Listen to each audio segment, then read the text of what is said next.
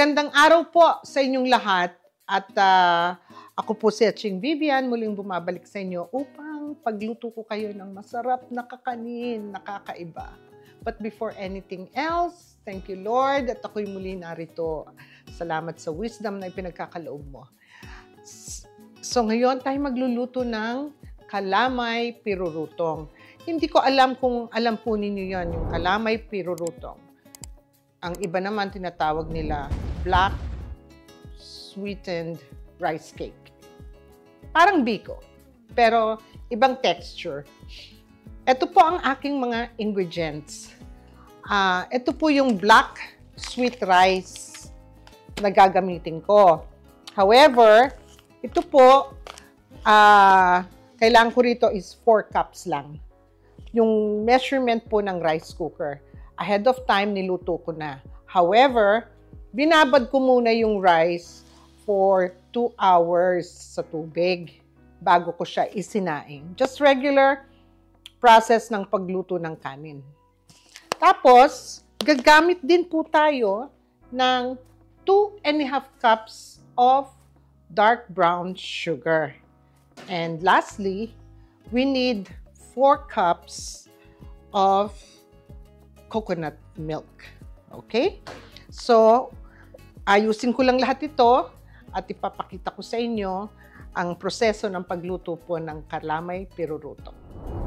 Alright, so ininit ko na po yung aking kawali and naluto ko na yung aking 4 cups na pirurutong rice. So, huhulog ko ngayon itong ating cream mixture na coconut. Narinig niyo yun? Okay. Ngayon, ihulog din natin ang ating dark brown sugar na 2½ cups. Atin lang itong haluin at pakuluin. Pag ito'y kumulo, tsaka na natin ihuhulog ang ating kalamay, ang ating pirurutong na rice, ang ating sweet black rice. And I forgot to mention to you, ang topping po nito yung latek. And you know kung paano gawin yung latek. Pinakita ko yan sa mga videos ko. Yun po ang pinaka-topping nito, yung ating latek. At yung lagayan po niya, nilagyan ko ng dahon ng saging, brinash ko naman ng coconut oil. Kaya lagi ko sinasabi sa inyo, itabi niyo yung coconut oil dahil gamit na gamit. Okay, pakukuluan ko lang po ito. At pag ito'y kumulo na, papakita ko sa inyo ang susunod na step ng paggawa ng kalamay pirurutong. Alright, so kung makikita po ninyo, ang aking brown sugar is fully dissolved and it's almost boiling. Habang pong inaantay ko itong kumulo, shout out po ako sa ating mga kababayan sa iba't ibang parte ng mundo na patuloy na nagsusubscribe at nanonood sa aking mga videos. Mga kababayan ko from New Zealand, Hong Kong, UK, Canada, Singapore, Australia, Germany, Hawaii, sa Texas, San Diego, lahat po ng nasa East Coast at saka sa Southern California and Northern California. Marami pong salamat sa inyo sa walang sawa ninyong panunood at pag-subscribe sa akin.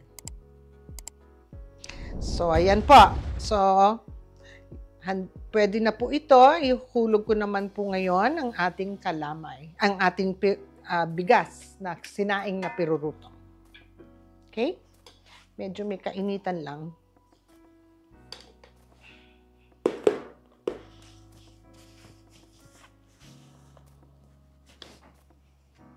Ayan po ang ating, tumilansik.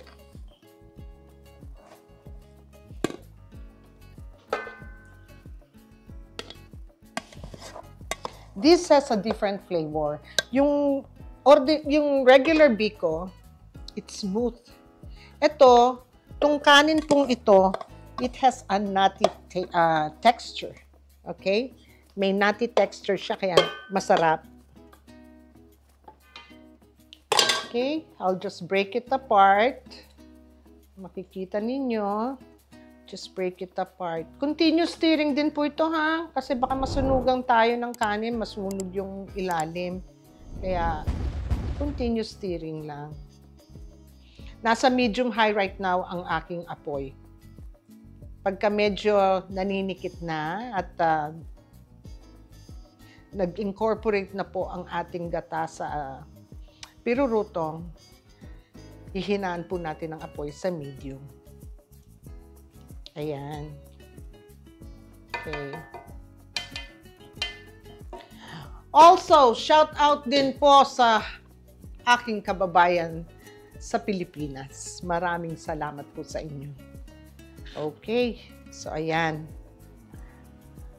Continuous stirring lang po ito hanggang sa lumapot ng lumapot.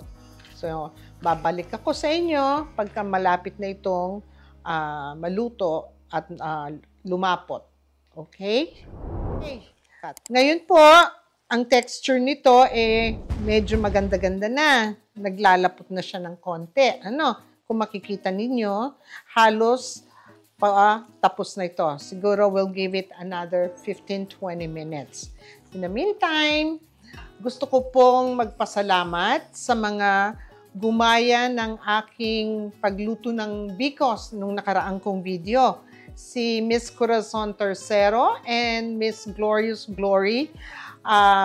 Ginaya po nila ang paggawa ko ng bacon with latik. And it was successful at pinadalan pa nga nila ako ng picture. Napakaganda. Maraming salamat po sa inyo.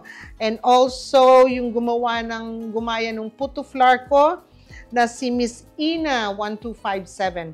Maraming salamat sa iyo, Miss Ina. I'm glad that naging maayos ang pagluto mo ng puto flour at ang sabi niya masarap naman daw po.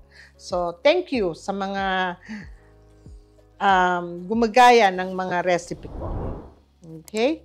So, ito po yung mga another 15 minutes or more. Maybe give it until 20 minutes. At tapos, babalik ako para ipakita ko sa inyo ang katapusan po ng pagluto nito at kung anong dapat na texture ng kalamay pirurutong bago nating ilipat sa aking tray. Itong tray na to na ginawa ko ay brinash ko ng coconut oil. Okay? O siya, sige. Tapusin ko lang po ito hanggang sa hindi na siya watery. Ayan, kung makikita po ninyo ang aking kawali, ang ating kalamay pirurutong is done. So, it took me at least 30-35 minutes na pagluluto nito nung sinimulan natin. Kung ang mixture ay ganun lang kakonti. The more, it takes longer kung idodoblehin nyo. But again, this is a very good dessert. So, pinatay ko na po ang apoy natin at ito po ay ililipat ko na sa ating container. Ito po yung aking container na merong dahon ng saging. So, ililipat lang po natin lahat sila dito. At pagkatapos, kung mailipat dito, ipapakita ko sa inyo ang paglagay ng mga latik at ang ating finished product. Okay, so eto po, nailagay ko na sa tray ang ating kalamay. Ihiwain ko na ngayon para malagyan natin ng magandang ng latik. Okay? Hindi perfect ang aking hiwa, pero okay lang yan.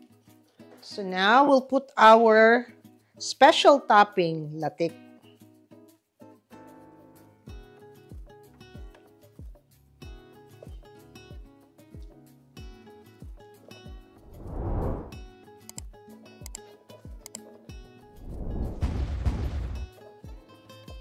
Okay, natapos ko nang ilagay po ang latik.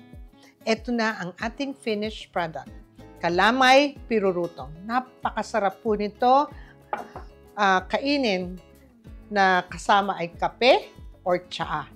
Okay? Until next time po. At naway nag-enjoy kayong manood sa paggawa ng pirurutong, and I'm looking forward na magaya din ninyo ang aking kalamay pirurutong or black sweetened rice cake. Again, sa aking pong mga viewers, subscribers, maraming salamat po. Please watch, share, and subscribe. To God be the glory. Maraming salamat po. Naway kayo magkaroon ng mapayapang araw and be safe. Okay? Bye. God bless po sa inyo lahat.